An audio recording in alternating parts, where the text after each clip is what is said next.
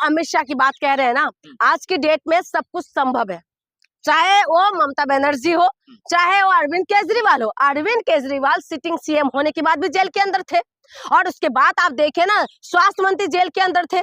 हाँ, इनका जो एमपी है वो जेल के, संजय सिंह जेल के अंदर थे। तो इसीलिए मैं कह रही हूँ कि जो मौजूदा सरकार है बीजेपी, ये कुछ भी कर सकते हैं। ईडी, सीबीआई, पुलिस से लेके पूरा ताकत इनके हाथ में है। और ममता बनर्जी का बात कर, लेकिन ममता बनर्जी का एक बात के लिए सपोर्ट करना पड़ेगा।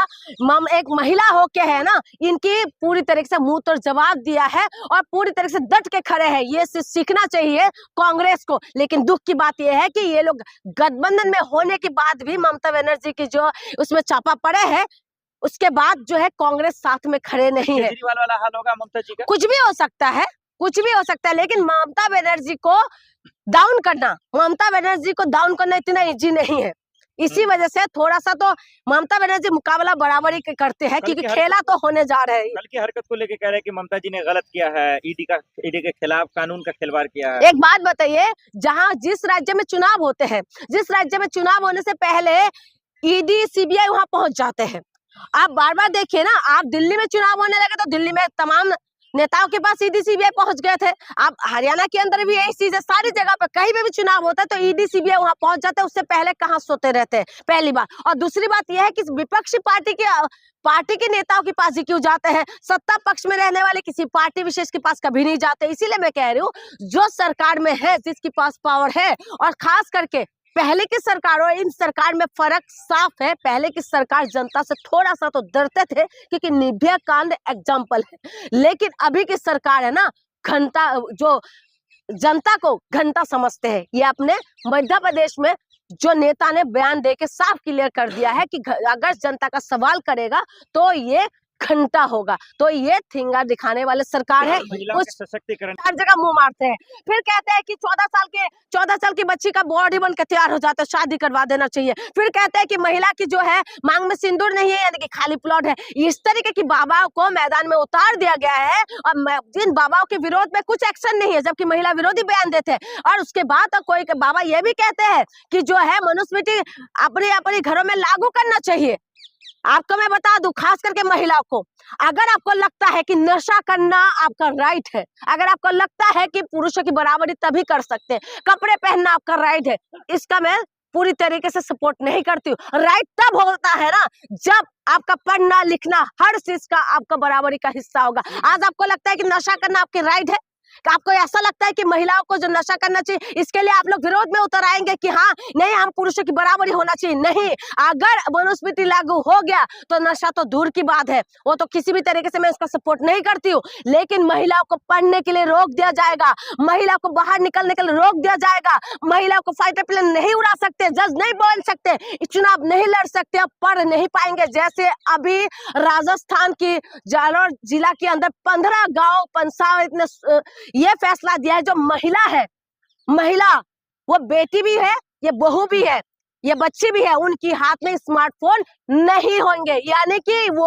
अभी 15 गांव के अंदर लागू करने जा रहे हैं। आप बताइए कि ऐसा फैसला देश के अंदर, संविधान लागू है, कानून के द्वारा चलते हैं, उसके बाद महिलाओं के लिए अगर ये फैसला लेके आ रहे हैं ना, तो आप समझिए कि महिलाओं को 4 दीवारों के अंदर बंद करना चाहते हैं। और ऐसे ही धीरे धीरे पूरी तरीके से महिला को बंद कर देंगे तो सारी महिलाओं को आवाज उठाना चाहिए। हमारे राइट है पढ़ना, हमारी राइट है आगे बढ़ना, और हमारी राइट है कि देश के बराबरी करें। देश को जो है, पाकिस्तान को 2 भाग करने वाले भी महिला ही थे, इंदिरा गांधी। और साइंटिस्ट भी जो है, ये जो है कल्पना चावला, वो भी इस देश की बेटी थी। आईपीएस पहले ऑफिसर जो है किरण बेदी भी महिला ही थी, जिन्होंने इंदिरा गांधी की गाड़ी का चालान काटा था। तो इसीलिए मैं कह रही हूँ, महिला ऑपरेशन सिंदूर को सफल करने वाली भी महिला ही थी, मुंह तोड़ जवाब देने वाली भी महिला थी। इसीलिए मैं कह रही हूँ, महिलाओं को आगे बढ़ना पड़ेगा और इस मनुस्मृति का विरोध करना पड़ेगा। क्योंकि मनुस्मृति अगर लागू होंगे, अगर इनकी मानसिकता अगर हैवी हो गया, तो समझ जाइए कि आपका किसी भी अधिकार नहीं रहेंगे। सवाल ये कि सीएम ममता जेल जाएंगे, गिरफ्तार होंगे सीएम ममता जी, पश्चिम बंगाल के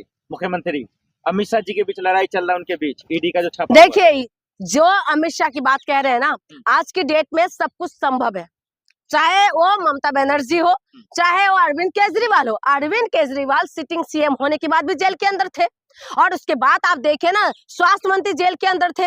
हाँ, इनका जो एमपी है वो जेल के, संजय सिंह जेल के अंदर थे। तो इसीलिए मैं कह रही हूँ कि जो मौजूदा सरकार है बीजेपी, ये कुछ भी कर सकते हैं। ईडी, सीबीआई, पुलिस से लेके पूरा ताकत इनके हाथ में है। और ममता बनर्जी का बात कर, लेकिन ममता बनर्जी का एक बात के लिए सपोर्ट करना पड़ेगा।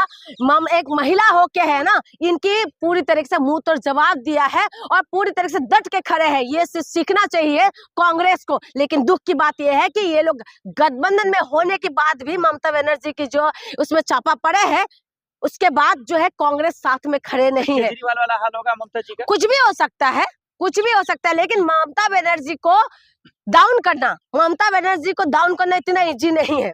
इसी वजह से थोड़ा सा तो ममता बनर्जी मुकाबला बराबरी के करते हैं, क्योंकि खेला तो होने जा रहा है। कल की हरकत को लेके कह रहे हैं कि ममता जी ने गलत किया है, ईडी के खिलाफ कानून का खिलवाड़ किया है। एक बात बताइए, जहां जिस राज्य में चुनाव होते हैं, जिस राज्य में चुनाव होने से पहले ईडी, सीबीआई वहां पहुंच जाते हैं।